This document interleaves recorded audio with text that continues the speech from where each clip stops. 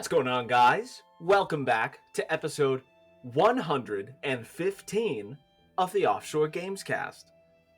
Now, today, we're going to be talking about some lies of P. It's not a lie, though. Who are you? I'm Dave, which is not I'm a Dylan. lie. That's also not a lie. I like telling There's the no truth. Lyle. Oh! If there was a Lyle, we'd be lying. That's right. If we said Lyle was here, it would just be a lie. We'd be fibbing left and right. Whoa. Lyle. We will be hearing from Lyle, though. Because tomorrow tomorrow Lyle will be talking about Loretta, and just don't worry about it. I'll be there. Dave is there. It's explained. Go listen to the intro of the next episode tomorrow. It's fine. But you know what? October 19th, Dylan, what are you going to be talking about? Under the Waves. That sounds like Subnautica. I mean, you're underwater, but it's not like Subnautica.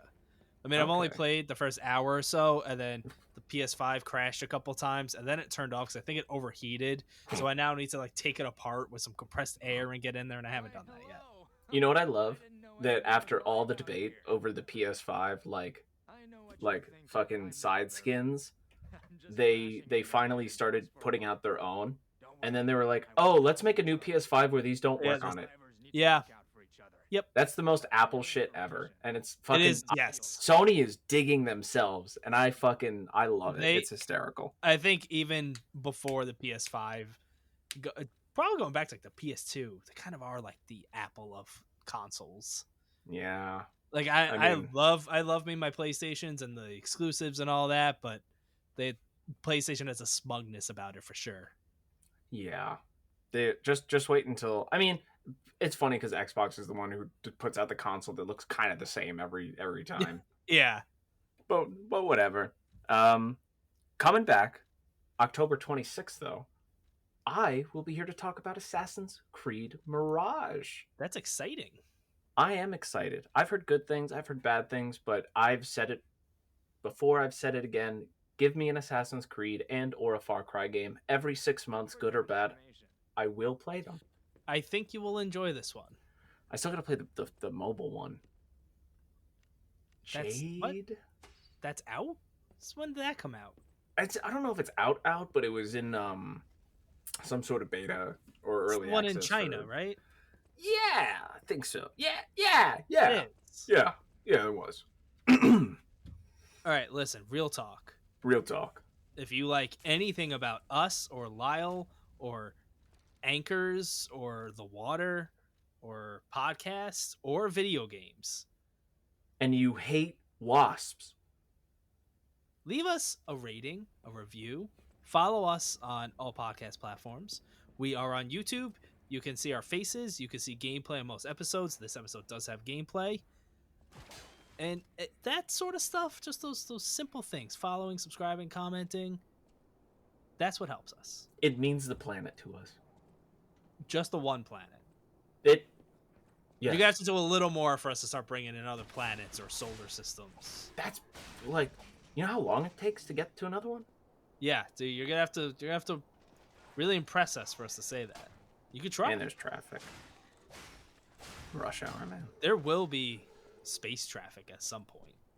Oh yeah, and it's funny, and it's what happens when the person, because you see in Futurama, they're just the space cops. You stop it! No, you're not gonna hit anybody, but you know what? I have no rationale for any of this. Free for all, that's what I want. Yeah, I think about that when we eventually have flying cars, which will probably happen in our lifetime. Probably. I think about, so we have lanes, right? It's because we're on the ground. We have left and right. But are there then going to be vertical lanes? Can you only go so high? What does that mean? I mean, there's got to be buoys, but they're going to be balloons that are going to be floating, and you definitely can only go so high because you definitely are not allowed to. There's definitely going to be restrictions around anything airport wise, anything Oh hospital yeah. wise, Yep. with helicopters coming in and out. 100% anything military base wise. But are helicopters even going to be a thing anymore? He's going to shove them Absolutely. in the There's heli car. there's I feel like there's going to be more of a morph between a car and a helicopter before helicopters are gone. I think they're both going to Power Ranger, you know? Like there's just going to be a car attached to the bottom of a helicopter. I mean, they do that sometimes. Or like blimp cars, that'd be cool. But blimps aren't they slow? I mean, they blow up sometimes. That doesn't. Why are we talking about any of this? Let's talk about Liza P. I thought this was Liza P. This wasn't. Well, if so, we've been lying.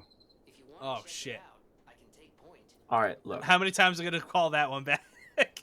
As many times as necessary, and possibly as many times needed for narrative. Sure. But look, I played this game. I have not beaten it. I've gotten far. Dylan has played this game, but Dylan's been busy. It's okay. I've been busy. I've certainly not beaten it. I haven't gotten very far, but I've definitely played enough to talk about some things. He's got a good grasp on it. I do. There's probably some things I have not seen system-wise, but I think I've seen most of it. Mm-hmm. Liza P was developed by NEOWIZ Games and Round 8 Studios. Also published by NEOWIZ Games. The game came out September 19th, 2023. Able to be played on the PS4, PS5, Xbox Series X and S, Xbox One, and personal computer. My brain almost said console. I'm such a console newbie gamer. I mean, Such a isn't a console that you own your own personal console, and it is technically a computer. So isn't it a PC still? Right? Like, yeah. the console is just a computer. And a hot dog is just a taco. With like a different operating system. Isn't that really it? It's not even that different nowadays. So isn't that that's it? Consoles are PCs. PCs are not consoles. Oh well, or are they? They're just more of like an open console. I mean, brandy is cognac. Cognac is not brandy. You did that backwards. Maybe I'm lying. Oh shit. Is that just your excuse all episode? Whenever you're wrong, it's just I was lying. Don't you see my nose getting pointier? So this game has been exciting, just for the simple fact of it's a Pinocchio Souls-like. Yeah. No one would have seen that coming. I just want to throw something. I just want to throw a bold statement right out there. Throw it.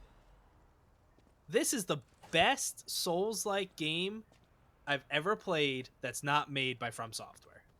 That is what a lot of people are saying too, and it is like I know you got your thing with Steel Rising. Well, that's the thing. I love Steel Rising because that's what clicked for me. But comparatively, Lies of P has just a level of quality that is so much higher and much more noticeable.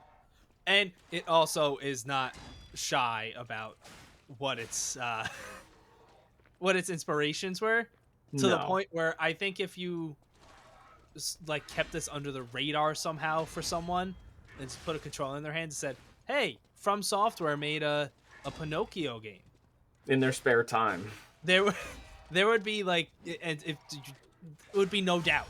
You know, mm-hmm. If you did that for me, and I've played it alone has a lot of Bloodborne feel to it.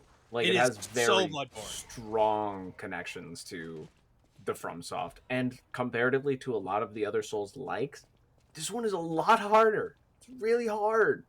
It's mean. It's dickish. It's dickish at points. It really is. It's hard and dickish. It's hard and dickish at points, man. And it's really hard to grasp at sometimes, and you can get really frustrated, you know. Oh God.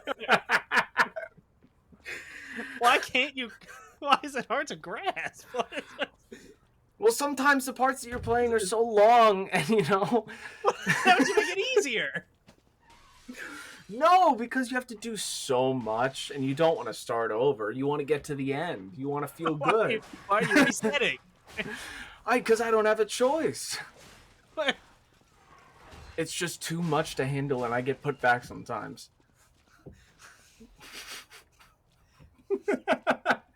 Yeah, I think you're going soft, Dave. Oh, this game takes a lot out of you, and it made me very weak. But it is not. I don't think it's for the faint-hearted. Not only when it comes to the bosses, which are a staple to the genre, but it comes very strongly in the form of just level design. And the innuendos are just continuing. You can't have a decent Souls-like if it doesn't have at one point any form of acid light or just bullshit. Yeah, it's yeah. I don't remember what it's called in Elden Ring is Scarlet Rot. In Lies of P, I think it's just Decay, and it sucks. Yeah, and it's bullshit. We all love Decay. We do. Let's get into the crux of it. Yeah. You are a puppet boy sitting in a little comfy chair on a train. I don't know, what is it, like the 1700s or so? Don't ask me about time periods. Dylan knows a lot about time. Time and me don't work together, and none of it makes. As far as I'm concerned, the 1700s are the same as the 1920s, and that all happened 2 minutes ago. 2 minutes ago, in the immediate span of our life's existence. Yeah, it has. It really has. Whatever you just said. But you have this little blue butterfly that lands on your little chest and gets your heart going. And this is the most Borderlands ass shit I've seen. Some random angel wakes you up in the middle of nowhere and is like, I need your help, please. And then you're just gonna go do it. That's Borderlands right there. It's also very From Software. It's very much too. It's so. You find out that little lass is named Sophia. You find her at the little hub later at Hotel Krot. But and she levels you up, which it's just Bloodborne. It is. Or any Souls game that ever exists. Do hate when these games do that shit where it doesn't give me the option to level up at every single bonfire. If I have to go back to a hub, I can find it frustrating. Granted, many times throughout the game, if you are doing side stuff or in general you're progressing in the story, there are characters to talk to and some reason to go back. But it's frustrating and weird because at points the hub can be locked off and you can level up at whatever. They're called stargazers in this game, at whatever stargazer you're at, and it's like, what the huh? It's something. So you're making your way off the train through the little tutorial area, and you get a feeling of what this game is like. And at first, I also hate. I don't know how I feel when they do these things in games too, where you start off with the Souls-like specifically, and it's Souls-likes can be one of two things, and Remnant games don't count because those are shooty games. They're either parry games or they're dodge games. And when I played the demo, nobody told me which one, so I was dodging left and right, doing whatever. And this game is one of those where it does those things where it gives you the tutorial pop-ups after you fuck up. It doesn't just tell you how to play the game. It's like, all right, oh, you died? Well, this is how you're supposed to do it. I'm like, what? Fuck it. How? What? No one told me it was a parry game. But you know what they say? Get good. That sounds like a lie. That's definitely not a lie. They say that. Well, this is a parry game, and it definitely needs you to get good because it is. Yep, it's a parry game for sure. It's a parry game for sure, and it definitely, I think the timing, especially on certain enemies, is very, very tight. Some things feel it's tight, and they do the thing where like they wind up an attack and you're sitting there like, oh, it's gonna happen, nope, oh, it's gonna happen, nope, and then it's just boom, it happened, and the timing doesn't. They do it on purpose. It doesn't. It's not like naturally timed. No, the biggest issue, and I'll just get into this now, Oh, is in accordance with how tight some of the parrying is, and apparently too with this game specifically, it's not like Sekiro. You are supposed to hold down the parry button, not tap it, for it to like truly get like either a perfect parry or for it to go through. It's not supposed to be a tap, it's supposed to be a hold, at least for like a second. oh, okay. I see. Like you have to hit it at the perfect time and hold it down. Yeah, it's not hit it at the Okay. perfect time and tap it. It's hit it at the perfect time and hold it down for like a second or two or whatever, and then do it again. What comes in with bullshit on top of how tight some of those parry times are is the bosses will have an unpredictable combo length, meaning they will have their moves and you know how those moves go, and sometimes they will combo them together in completely unpredictable ways that can lead up to a 7 combo go, where you're literally just dodging for up to like 30 seconds and you can't do shit at all, because like, I and just don't dodge. I I mean, started from the beginning, and then at some point I was like, I'm just not dodging. you definitely can't perfect parry a 7 fucking 30-second long No, 7 but fucking connected combo. it does do the thing, the Bloodborne thing, where if you're blocking and you start to like it absorbs some of the damage, and then you get damaged a little bit. But then if you start attacking them right after, you get that health back. That is good, but because of how quick they come at you in that, with the length it could be that 7 combo chain, there is no chance for you to get even one strike in without either losing more health or getting a huge chunk slapped off because you're not blocking at that point. Because you'll be blocking, and if you're not getting out of the way and you go to get one swipe, they're still going. It's so unpredictable to a point it kind of turns into bullshit. All right, I think I played more than you. I think I would know.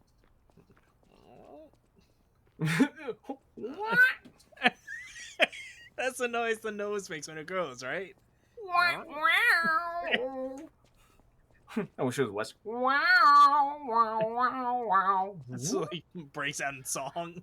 And he's running around with dual pistols. You get over here. Don't make me lie to you. Bam. What was I saying? So there's that, and that's not fun.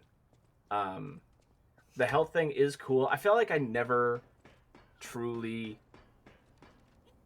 had that part click for me, because sometimes the attacks are just so aggressive to a point, and in certain cases, like, you can be backed up into a corner, stuck on geometry, and the camera doesn't really know what to do so close up against a wall, and you have to predict an attack that you can see half the model of.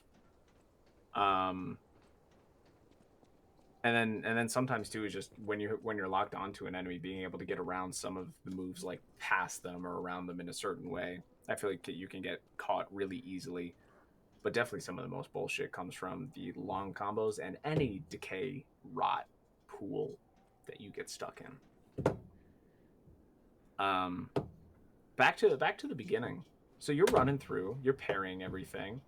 There's cute little conductors running around, having all their fun. Just the entire town of Krat, which feels like Paris,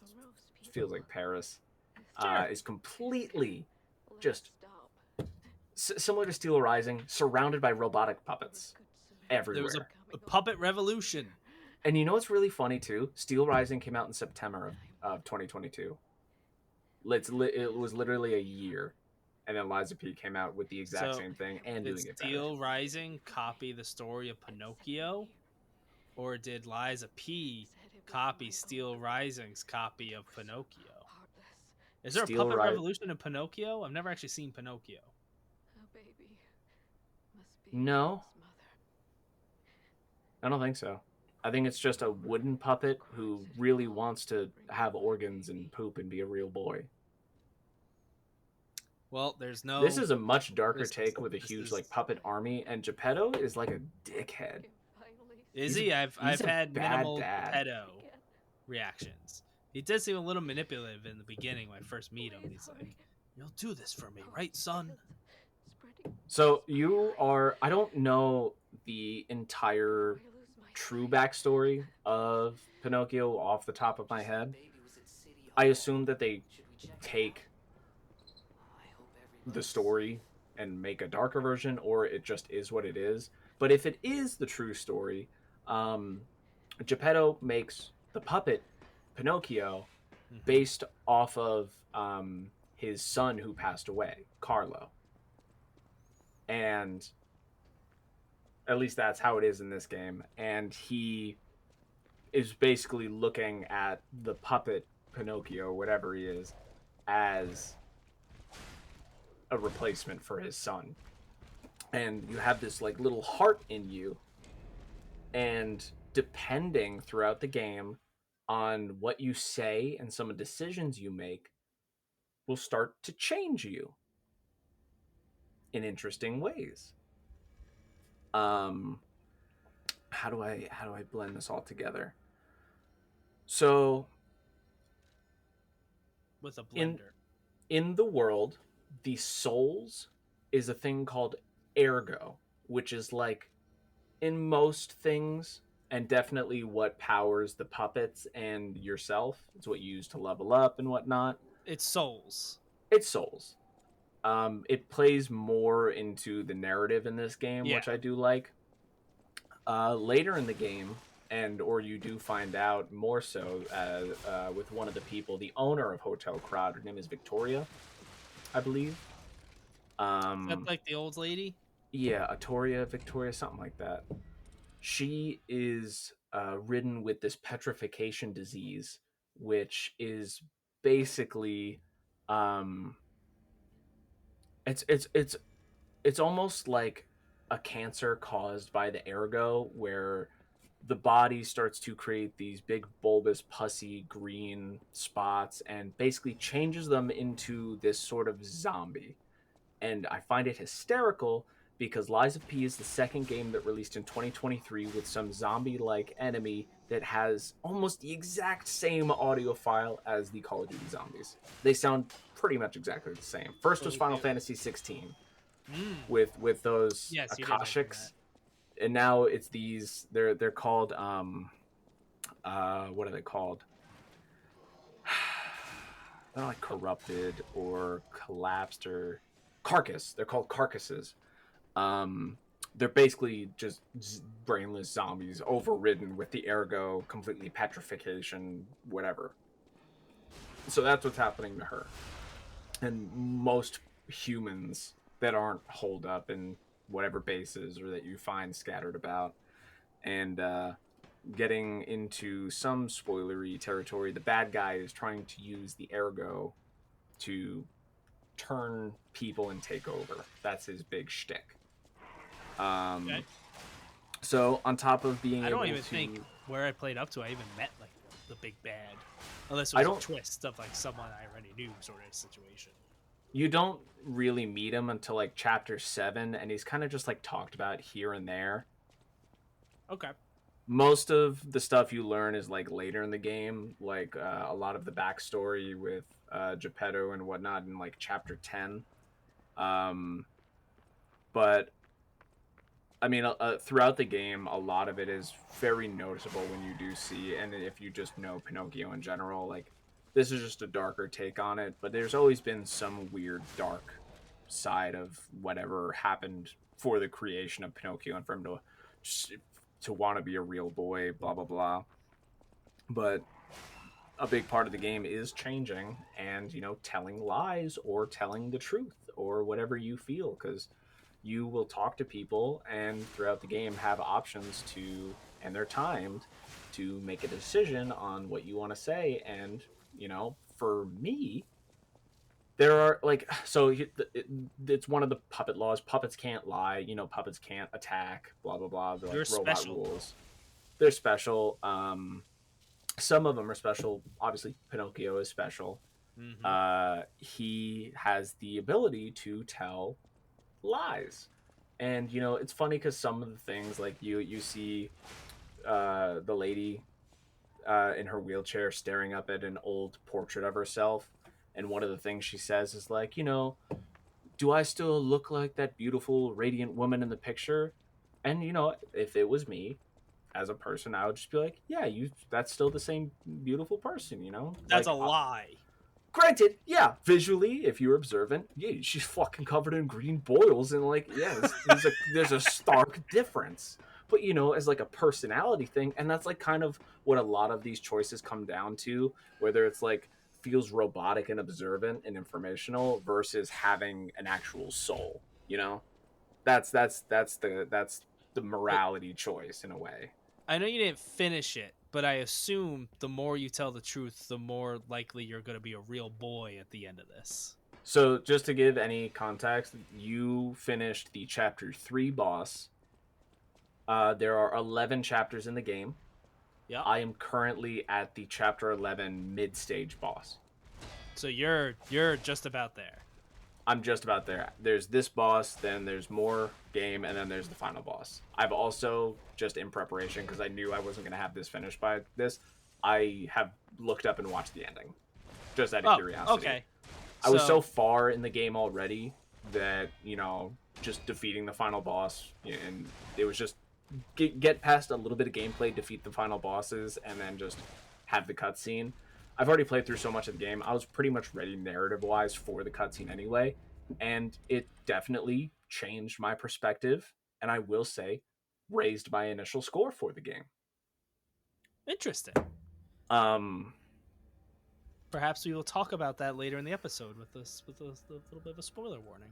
as a little bit that I can talk about into going into the lies and the truths, um, you do notice a change very early on if you start telling enough lies. The first thing that you will notice, and I didn't realize it the first time when the cutscene played. So you can get different costumes based on just finding them or defeating enemies. There's a whole band of human enemies called stalkers where they wear these different animal masks. And I've been Those wearing animals are in the Pinocchio, from what I understand. they are. I'm wearing the donkey mask, and specifically the donkey mask in the description says it's like a character who's searching for truth. So I've just kept it on the entire time. But during a cutscene, after a certain point, because if you start telling enough lies and whatnot, it'll say like your gears are changing, and that'll pop up, and even a little later after certain changes, it'll say like the ergo is whispering, like talking to the heart inside of you. Because when you start the main game at the title screen, it shows the heart like beating. But the first time I noticed a change, it had the mask off and it showed the back of my head. And it had like Hmm. a little angular thing of the back of my head. And I had a mask on the whole time. So I didn't really pay attention. But apparently, in that moment, my hair grew, which was like the first stage of like my transformation into a real boy. Interesting.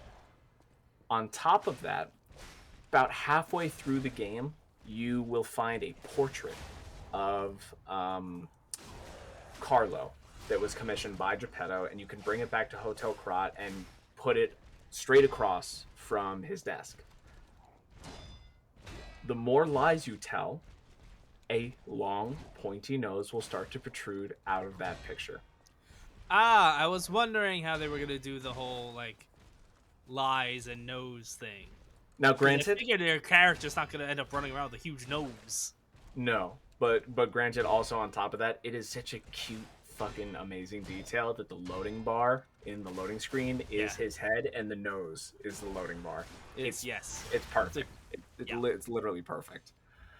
But like I didn't notice too much. There's a lot of other side stuff later in the game that I didn't get a chance to do yet. I'm very close to the end, and based on some of the level design through certain parts of the game, even just getting to the boss gets my heart going. It's like they're very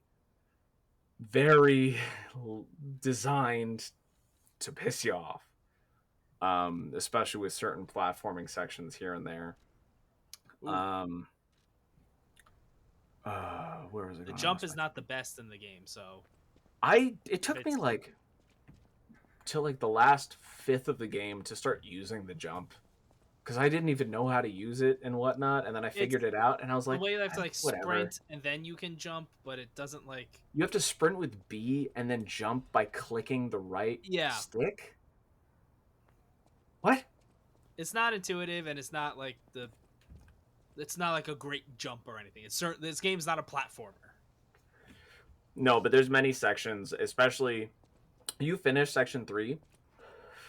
Section 3 and section 4 specifically were the first points that I had in the game where I found just getting to the boss to be the most frustrating. It eased up a little bit, and then towards the end, it definitely comes back. Chapter 11 is, depending on how much you die, chapter 11 alone could take you upwards of 5 or 6 hours. Sick. I don't die though. I'm too Good good. luck. Good luck. Because I'm telling, once you get to the mid stage in a later game, you get to a certain point. Pretty much all the bosses up until like the first third of the bosses are only single stage. From that point on, it's pretty much all second stage, 2 stage ones. Um, let's just get into the gameplay.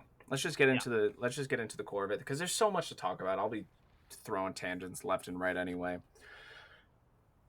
The biggest part of gameplay and how it differentiates from game styles or in a way of just classes is the weapons that you find throughout the game that you can use have two parts to them. They have a blade and they have a handle.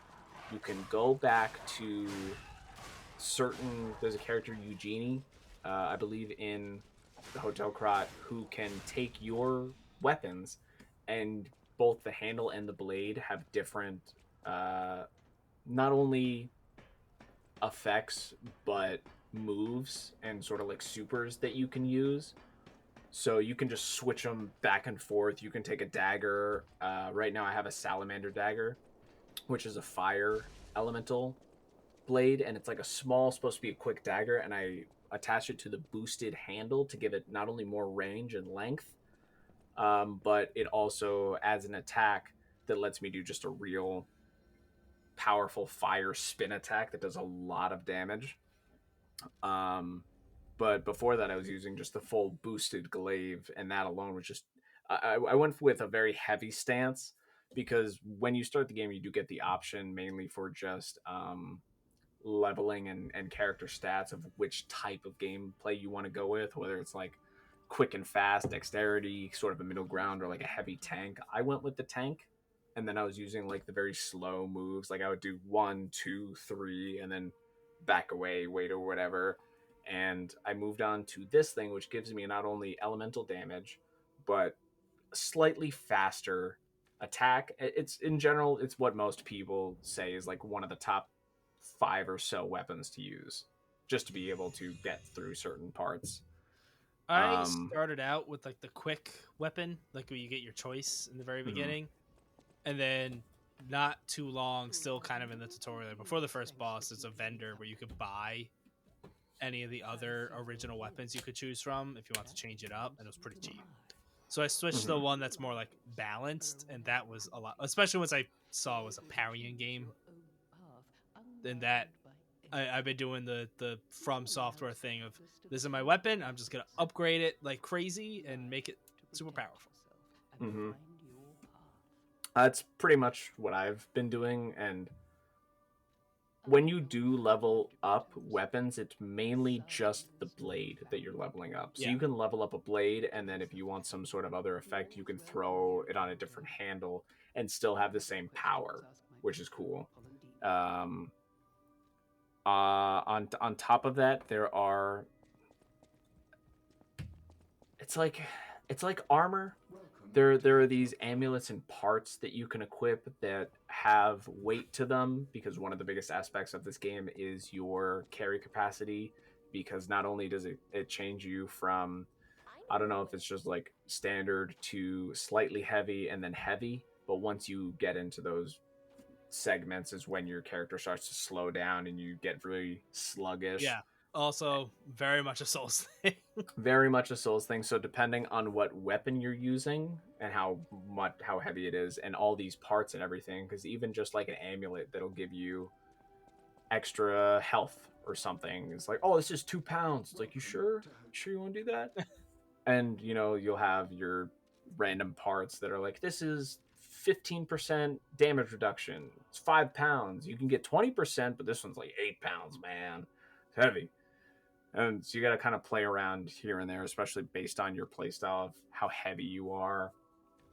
And then even on top of that, there's however you want to play with all the levels. There's your standard health leveling, stamina leveling. There's sections called technique, motivity, and advance that go into the weapons and elemental damage and resistance that you can deal and take.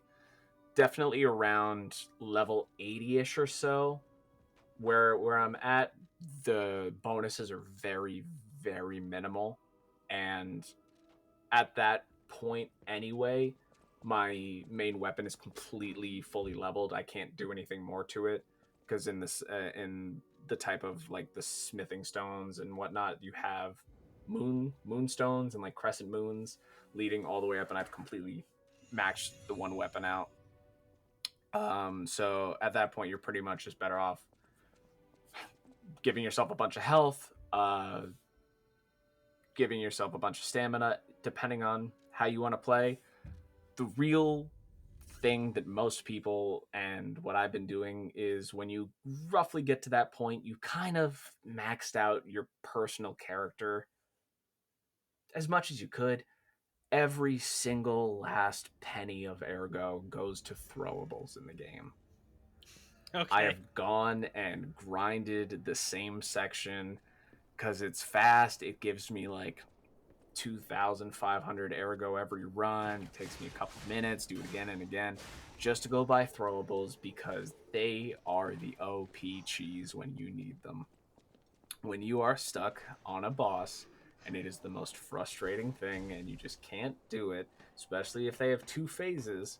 Even on top, there's little, they kind of look like bird fountains. They're basically the summon spots for specters, as they call them in this game. Your mimics or your assistant for the boss. They can't always be the most helpful. They can definitely be helpful at maintaining aggro, but That's the biggest, like the Souls games do have summons like that that are usually mhm, like they help, they but do.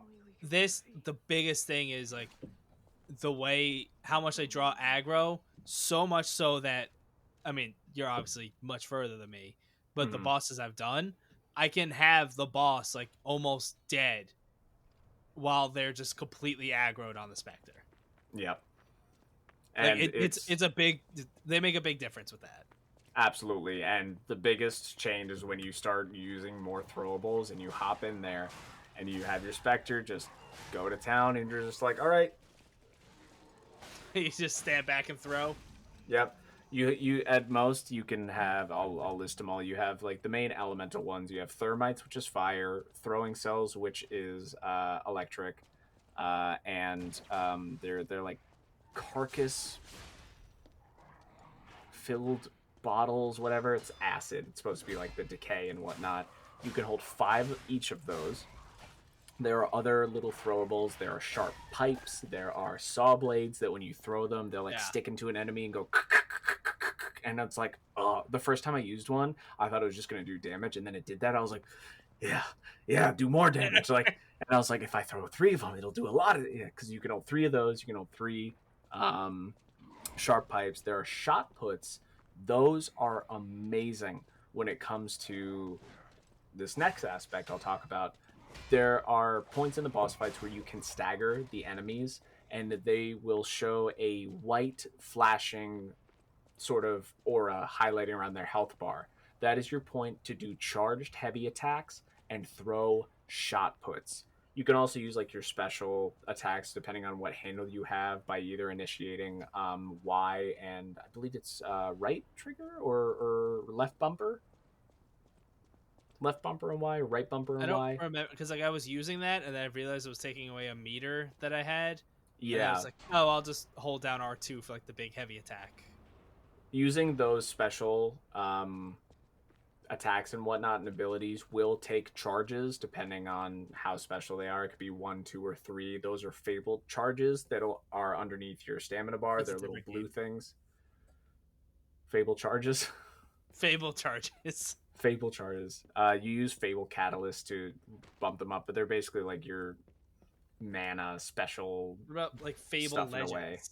Fable Legends. That's the one that didn't work. Didn't come out. That didn't God, happen. Yeah, give me the new Fable.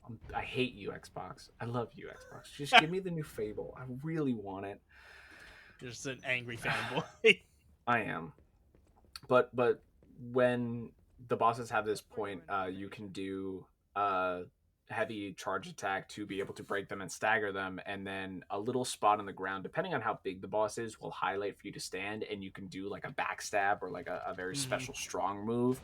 It's like There's how there's in Sekiro, there's the meter where like you can break an enemy, basically you break their guard, except you can't actually see the meter in Liza P, so you're just yeah, parrying and doing damage and just waiting for this to happen. and like when you do the big strikes where you take out one of the circles of their healths in Sekiro, Hmm. it's like taking a massive chunk. It's like doing a part of Yeah, it, because even in Sekiro, it's like a long health bar cut in half, and you're just doing it twice. It's the same yeah. thing in a way. It's really fucking annoying. There's one late game boss where that mechanic is necessary, and it's frustrating, and a lot of people complained about it. But that is the perfect time for shot puts. Shot puts, when that bar is highlighted, destroy them and immediately stagger them. It's beautiful. It's Hmm. gorgeous. There's also grenades that you can throw that just kind of like do like firecracker pops, like a little damage over time, which is really nice.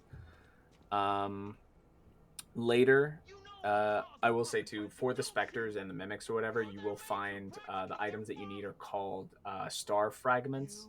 They actually, in an update, nerfed the drop rate of them, but they're Oh, decently easy to come across anyway and can be bought later in the game. But oh, those are what you need to spend in order to summon the mimic. Uh, Later in the game, you will come across a section, I think it's like chapter 6 or so, that will connect you back to Hotel Krat, and from spawning at the hub, you can run up the stairs and over, and this golden tree is just there, and it gives you fruit, and they're gold coin fruit, and okay. you get 8 at a time. It takes 10 minutes to spawn one. So it takes about 80 minutes to fill up this tree, but you'll be playing and it'll be a back of the brain thing. When you go to Hobo Cry, you might Yeah. as well just get it all and take it. Um, then you take it to this dude who's just kind of off to the side from the tree in this room, and he's like, "Hey, can you give me some of that fruit? It's good." He gives you this cube, and it's almost like another flask in a way. What it does is you use this cube and you buy these tiles off the man using the gold coin fruit, because the only currency he takes is that. And you can use these tiles in the middle of battle. You can use them to, give yourself higher regen of stamina. The one that I used the most would temporarily give my Spectre more HP. So in the Ooh, middle of that's battle, yeah. his health is down to like an eighth, and it takes a little like 5 or 6 seconds, but you use this cube, and then all of a sudden like boop, it doesn't fill up all the way. If his health is like down to maybe 10%, it'll maybe bring it up to like 70. It does like a good, but it's the most useful one that I've found, and it's pretty much the only one I've used. Is that the only use for these golden fruit things? The golden coin, whatever. So it's that sometimes throughout the game, like there will be moments where if you have one, a character might ask for one. You can buy the star fragments to summon summons from the same dude you get these tiles from, Mm. And if you wanted to and you just had a surplus, if you were to sell them to a merchant, they are 100 ergo each, which is a great way to just get a whole bunch of ergo if needed. um On top of that, not too far on the second floor of Hotel Krat, in Geppetto's office, is probably one of the bigger points of the progression, in form of like sort of a Ripper Doc skill tree sort of thing, where you sit down in this barber dentist chair, again similar to the one. It's like a mech work chair where you kind of open up and starts like working on your Tony Stark Mm-hmm. style, and you find these items throughout the game called quartz, and you plug them into little spots in the skills. And once you, so it kind of goes in a rotation. Think of like a constellation of like stars. Each star has four skills in it, and you need to fill up at least two to be able to progress to the next section. I got confused with this and fucked it up in the beginning because I didn't know that there was like you choose the skill and then it has that kind of sub menu that's like attack, defend, whatever. Yeah, Like, it's confusing. So the way it works is you hop into this chair. Um, it's called the P organ chair, the mm-hmm. Pinocchio organ. Like you're making changes. The first segment gives you four skills to choose from, and each skill requires two quartz that you need to put in and like or socket them into the skill for that skill to activate. The first one that I chose was to increase the amount of pulse cells that I had. Those are the Estus flasks. And when you enter or socket a quartz, it gives you an option to choose as like a passive for your character through different sections, whether it's attack, defense. It could be ergo related. It could just be luck related. It could be many little passives that you can add on. So that's Uh, where I was confused and fucked up. And I used mhm. my first four quartz to just do one level in each of the first four, as opposed to Gotcha. like doing two to get to the next level. Yeah. That I, and then I realized there was the different sub menus. I was like, oh, it's that section is definitely very in depth. The way I'm doing it is just kind of going as beelining as I can with it, because I'm quartz are definitely a side pickup, more so like here's an elite enemy with a chest behind him. It probably has a quartz or something nice in it. You don't need it, but if you wanted it and you just wanted some more power and whatnot. But I feel like at the pace that I've gone, and I've done a good amount of side stuff to not only just offshoots to find little collectibles or actual like pick up and bring to a character to complete some little baby fetch quest, because that's all these Souls games little have for baby side fetch stuff. quests. Little baby bitch fetch quests. They have some cute little stories here and there, but that's all they are. And it'll tell you when you go to the Stargazer and you want to switch between chapters where and which Stargazer you I need to do bring like an that. item to. I like it too. I still don't remember exactly where I need to bring all of No, them. but it at least gives you like the general idea. And I also like if someone has like something new to really say to you at the hub area, their face will be Yeah. next to the hub fast travel point. It's Mm-hmm. convenient. Um, Here I talk, there's so much, it's so hard. I don't There's a follow my lot of script at all. systems. There's a lot of stuff and there's a lot of back and forth. Let's go back into Hotel Krat. uh Going off of that, like you said, there are, whenever characters do want to talk to you, and for most parts it's not as simple as just chatting. They usually either have something to give you or something to, as like a side activity to progress in some sort of way. You meet different characters throughout the game, and you have the option to bring them back to the hotel, and that can have consequences. So They do tell you, you like be careful who you trust with the location of the hotel. and there is a character who I brought back and who most people will bring back, and they have consequences. It is a very big risk and reward situation. I'm not going to say who. No, you shouldn't. Um, but similar to that and whatnot. Like there's a big character named Vanini that you'll meet in chapter 3. He comes back, and you're able to bring him these cool little cryptic codexes that you can collect throughout the game, and he'll unscramble them, open them up, and like tell you, or he'll give you like a little picture. That's sort of like a little treasure hunt. It's like, all right, in this area down this way is a special item. It could be a quartz, it could be something or whatever. There's an achievement for, I think, doing all of them. There's only a couple, but I haven't done any yet. It's no biggie. It's whatever. Um, Extra content for completionists. yeah. He. I'll mention this first. There's a couple of characters. Vanini specifically has a butler with him, and separately, Hotel Krat has like a merchant butler. And throughout the game, you can find items called supply boxes that you can bring back to both of these characters separately and increase their store with different items that you can buy throughout the game, to the point where I think there's two boxes, two upgrades for each of them, and like you can go straight to I think his name is Polidina, and just buy a quartz off of him. Like he will have a quartz at some point when you upgrade him. It's not like um, when you go to these merchants, they'll have the standard like you can buy a sharp pipe every time, but like here's your chance to buy a quartz, and that's it. Just because you upgraded the store, it's not going to be give you the chance to buy a quartz every time. Back to Vanini though, his special fun is he lets you upgrade your arm, because this game is very Bloodborne Sekiro like in the fact of Bloodborne setting ish, but Sekiro parrying and left arm missing with gadgets. It's called the Legion Arm, and you are able to not only upgrade it, but switch to many different elemental and just fun play style things to enhance your gameplay. That will use Legion magazines, these like cartridges to refuel it, and using the left trigger to enact.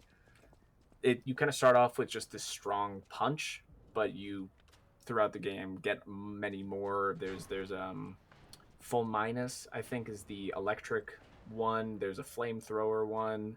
I just Uh, got the flamethrower, and that one seems like fun. the main one that I have been using is the Falcon Eyes arm, which shoots an explosive projectile and it sticks to an enemy and explodes after a few seconds. You can upgrade it to where it still uses an ammo, but you can fire a second shot like super quick afterwards. So it'll fire stick and it'll start bzzz, and then you can fire another one and the first one will go off, then the second one, but you're doing a bunch more damage in a shorter time. It is Yes. also interesting how those replace the like. Not it's not a grappling hook. It's basically a grappling hook. Like I mean, there is a grappling hook option at one point that uses it to not only bring enemies closer to you, but for larger enemies, you can do like this cool um, move where you kind of like shoot them from behind and like you jump up them and you do this big heavy attack down. that's cool. That's one But big play style people are using. so you start with like that grappling hook, and it seems like it's gonna be a whole big thing, but then it's like, oh well, you can just replace it with one of these. There's one called Aegis, which is a like shield for extra blocking that it can also explode when it does like a hard block. Um, there's just a bunch of other ones. I was so far in the game that I just kind of went and bought all of them and got the achievement. I was like, oh, Yeah, cool, nice. options are good. Mm-hmm. But that's one that I've mainly been using and having the best um, success with, especially with all my throwables and everything else, and just letting the summon aggro him. Another big part of the weapons is they have durability, and to which you will be using a grindstone. Not as often later in the game. It definitely early, like you'll notice it a couple times. There's a little bar that sits above your weapon section in the bottom right corner of the screen that'll slowly go down, and if it breaks or gets too low, you'll start doing less damage. You'll have to pop out the grinder and start. You can use the grinder on your arm and just start buzzing it and getting it sharp again. And later in the game, you can get upgrades to it to if you do LB and hold X, to grindstone it. It'll, instead of doing just durability, it won't do anything durability wise. It'll add an element to the weapon for a while, Yeah. so you can get a fire one, an electric one, I believe, an acidic one as well. So yeah, I just unlocked it. I haven't actually used it yet, but Mhm. that seems cool. I've only had to sharpen my blade once, very early in the game, when I didn't really know what was happening. But when you stop at a stargazer, it just does it for you automatically. Mhm. So it's I don't know, maybe I'm going to stargazers too often, but that's that I like that. There's many good sections where it might feel like it'll be going on too long, and then you'll get to a shortcut and you'll be able to get Yeah. back to a stargazer, which is nice. They feel definitely very far apart later in the game as you go through, and certain sections get very, very frustrating. Um, I think besides all that is one of the easiest missable things is little Gemini sitting on your hip. He's supposed to be Jiminy. I don't like. It's so weird. It's spelled Gemini, pronounced Gemini, but it's based off Jiminy. They're all the same. He's basically just the Lara Croft Aloy in your pocket. Yeah, but he's not that often. Not that often, but he does a lot of just talking. It took me a little bit in the beginning to realize that he was in your like light lamp thing. Because that's the I thing. thought, Its main use is you can turn him on and use his grasshopper light to give you illumination in wherever you are. That's the main use. It also just won't shut the fuck up. I thought that was just a light, and then I was like hearing him, and it was meant to be like, oh, we're gonna find him, and it'll be this whole thing. And then at some point, it clicked like, oh no, that's him. Yeah, he does those things where he'll like try to tell you jokes and whatnot, and then he'll be like, "Oh, whatever, bro. You know what? Haha. You know, like Yeah, it's no, just me." And it's the kind of shit that I know that would piss you off specifically. That you'd be like, yeah. cool. But it's fine. There are some little special items too that you can use. There's a compass that you will get that no matter where you are in a level will bring you back to whatever stargazer you were at previously. In order to travel from stargazer to stargazer, you have to be at a stargazer. Yeah. From there, you Oh, can also also, change your grindstone. I think your legion arm. You can do a bunch of stuff. Gemini also will make like cricket noises when you're near these elusive butterflies, these like red glowing Yeah. butterflies. So That there's special mythic or mystic butterflies throughout the game, and there are 4 different types. Depending on which type, Gemini's little lamp will light up of whatever type it is. There's red, purple, yellow. I can't remember the last one, but you have a very they're basically loot goblins. You gotta attack them in a very short time while they're there in order to get something nice, and they can be really something nice. Something nice. sometimes really nice, but they're never mean. They're never mean, but those are cool. Another. Oh, I already mentioned that. Never mind. Let's see. What else? What else is that? What else can you do at Hotel Krat?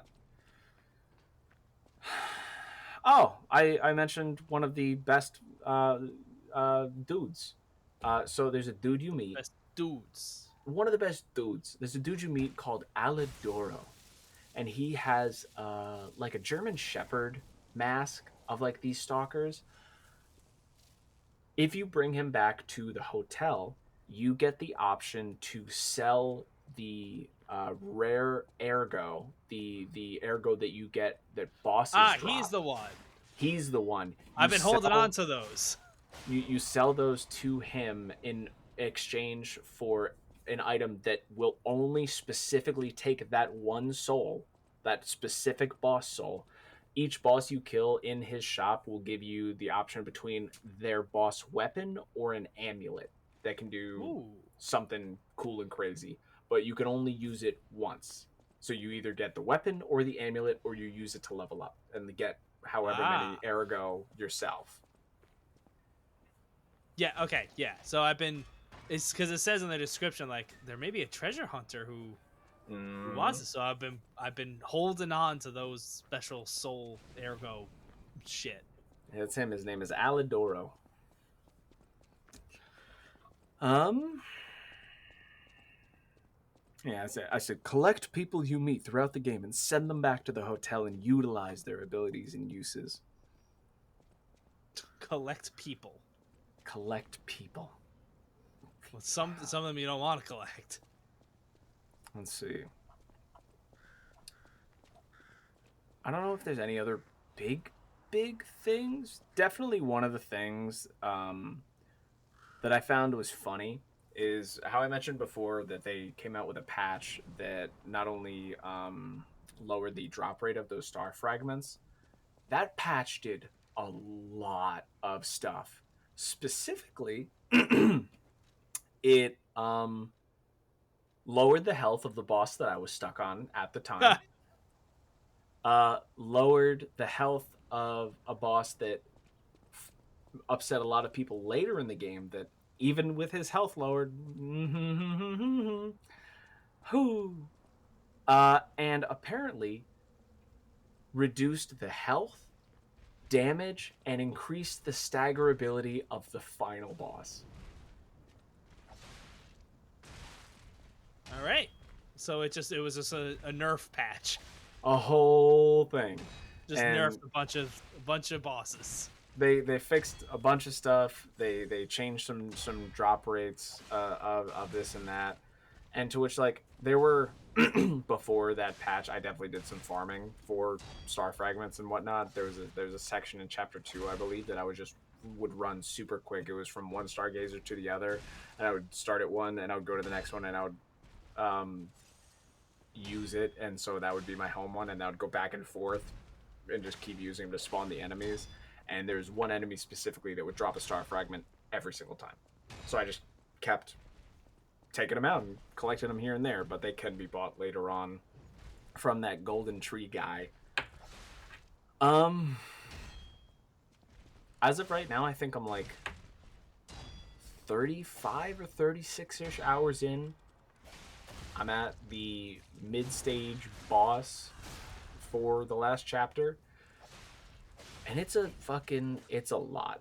I would love to go into the ending and more of just the aspect of the humanization and just more because I think that my opinion on the game as a whole would have been much different had I had not watched the ending and had that been a good capstone for the narrative that I was kind of not necessarily waiting on, but like it gave me more than I thought I was going to get out of like because most Souls like they're not very story heavy, and I feel like No, this one it's did a a lot of really lore mm-hmm. shit, but not like a a traditional narrative story being told to you. There is a specific moment in chapter 10 when you're going through that big flashback or whatever, you're just learning stuff about the past. That when I learned one thing, I put the controller down for a second and it really made me think about an action that I made earlier in the game. That, granted, I had no other choice but to make that action to progress the game, but thinking about it in with context really made me think about it, and I loved it. I loved that. Is it something you feel the need to go into further than that? No, Okay. I don't think so. I wouldn't. I it's if you've played up to this point in the game, it's obvious what I'm talking about. If not, then good. I'm doing good. Good. But that I definitely think that playing the game because it was one of those where like I had my I thought on what I wanted to rate it, and then certain sections would piss me off to a point that the score would go down, and then I would beat a boss and then learn a story thing, and the score would go right back up again, and it was just this back and forth of I fucking hate this game, and oh this game is so fucking good at the same time, and I think the most comfortable spot I can put it is at an 8. Like That I seems fair. part of me wants to push for an 8.5, Part of me has reasons to push it down to a 7.5. I think 8 is a good, like, this is overall, this is a very high quality experience of what it's trying to deliver. It does a really good job. There are points in all of these games that are just going to hit that one player that feel like total bullshit. It could just be a skill thing, it could be actual bullshit, but this is definitely a special game. I think it's definitely a special release. It feel like In if you like Dark Souls and Bloodborne and Sekiro, like this, it fits right in with them. comparatively too, like, this is a game that is not only good but released in pretty good, like, it's not had like, it worked when it released in this Yeah, year. yep. I had no issue with. I mean, you played much more than me, but I have not had a single performance issue. There's some stutters here and there. Ironically enough, switching over, quality mode is just shit on the Xbox. Now, I will say, uh, it's not 100% perfect on performance. Performance is definitely where it's at. But Especially for a game like this. the biggest benefit is the fact that it is a day one Game Pass release. A day one Oh Game yeah, Pass for sure. release Yeah. that works and is this level of polish, and I think it's fantastic. It is gorgeous. The game looks amazing. There are extremely detailed landscapes of these cities that you're going around. All the environments are very aesthetic. They're very atmospheric.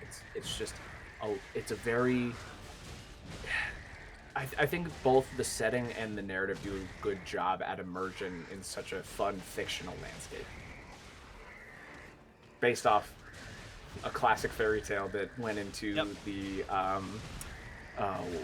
what the fuck's it called when it gets after 100 years and people can do whatever they want with it. I know what you mean. It's basically it's not held under like the public copyright or forum. trademark, whatever. Yeah, people When can it start using it. happened with Winnie the Pooh recently. That's why we got Blood and Honey. So on that note, why don't we transfer over to write-ins? We got a few. We got quite a couple. Yeah. So I'll start off with Remember 64 show. That is our friend of the show over at the Remember 64 podcast. Go check them out. On Instagram said really early into it, but I like it so far. I'm not sure what the whole Pinocchio deal is, but a unique take on old ideas is always cool and keeps things interesting. And I agree. I like when the I can't remember the word either, but when these IPs become more like public use. Yeah. It's the end of the episode. Let's Google it. Let's Google it. It's the end of the episode. Called when people can use things for free after 100 years. Public domain. There it is. The term public domain refers to creative materials that are not protected by intellectual property laws such as copyright, trademark, or patent laws. Yeah. But I agree. I think it is a fun spin on it, especially when it's darker. Absolutely. And like I said, narratively, I think it does a really good job. There is, depending on your choices, lying and telling the truth will affect a good, bad, and neutral ending. The best ending is what made me give this game the score that it was, because I was already at a point where I was lying so much that it probably would have put me on this path for the ending, because a lot of what these games are so lying gets you the best ending, because you're trying to be, because it's not lying, it's telling the truth like a puppet and being constricted to those rules, or breaking free and having a soul. That's the differences. They're just being told as truths and lies. Lying makes you have a soul, say how you feel, and become more human. Oh yeah, that's an interesting spin, because puppets can't lie. Puppets can't lie. So if you say something, they don't really know the full story of you. They're just going to go, oh snap, this puppet can't lie. He just made me feel good. Like, sick. But in reality, you're just speaking the way that you want to. Like, it's your choice. I like that twist on it. It's definitely really cool, and has I really like what they did. I really like what they did with this. The pre-order bonus podcast at pre-ordercast on Twitter. X. Fuck you. Elon Musk's said X-Man. Shut the fuck up.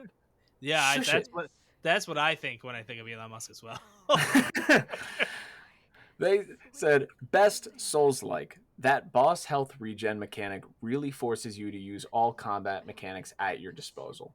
Now, granted, you can sit there and get good, learn all Get the good. moves, and just, do it and focus around, and maybe that's just the best way for you and the best way to play it. And it's definitely, using everything at your disposal. It didn't work for me. Nah, You're I a threw things. teaser. I threw a lot of things. But it having that does make a difference. Being able to, in a way, like avenge yourself from what just happened is The a Avengers. having the option is good. I like it. The Elder Trolls Gaming Podcast at Elder Trolls Pod on Twitter X says, I'm loving this game. Got stuck at Fuoco. I don't think I know Fuoco. For a while, but just beat him last night. I love the look and feel so much. It's what keeps me playing. Which one's Fuoco? Fuoco. If I'm correct, yeah, it's the chapter 3 boss. It's what you fought. Ah, really? You got stuck Yes. on him? It's the fire guy, the big That took me steam 2 fire tries. guy. Fucking Mister, I've beaten all the fucking Souls likes over here. It was because of the Spectre. Spectre. The Spectre aggroed the whole time, and then I just beat the shit out of it from behind. One thing that's cool too is as you progress through the game, the Spectre will use different weapons, like based on how far you've gone. Like it will use some boss weapons from previous bosses. Who the Spectre is, or is just Spectre? There's a lot of notes and stuff you can pick up throughout the game, and like some of them are cool, but it's really, for me, it's really hard to get that in depth and read the texts. Yeah, it's usually like if I'm finding notes and it's one of those things where just a thing pops up, it's like, hey, you can read this note if you hit this button. That for me is usually the indication of this is just kind of lore fluff stuff that I don't need to take my time reading. I think the last game that made me regret after I found out what text it had and not reading it was probably Control. Take control. Control. Dun, dun, dun, dun, dun, dun. Freya has been very loud this episode. I don't know if you've been hearing her. I have not heard her once. She's been squeaking like a mad cat. We love cats. We do. Speaking of loving cats, I think that's about it. We're done here. It's over. Listen to us tomorrow. Well, by us, I mean listen to Dave and Lyle tomorrow for some Loretta talk. We missed an episode. We missed a week, so you're getting a double whammy, a 1-2 punch this week. Double whammy. We got Loretta with Dave and Lyle, and notable game releases are right there for you. I feel like somewhere combining Lyle and Dave gets you Loretta. Somewhere. I feel like it's somewhere in there. Thank you, everybody, for listening to the episode. Wherever you are, if it's on YouTube, Apple, Spotify, Google, Amazon, wherever it is, please leave us a little like and a little rating. Drop a little comment if you want to have whatever you say popping on the show, especially if it's mean about me. Don't be mean to Dave. Don't be mean. Only I can be mean to Dave. It's one of those situations. We're both mean to each other. It's just how it works. Yeah. You think these are characters. This is how we are. I hate him.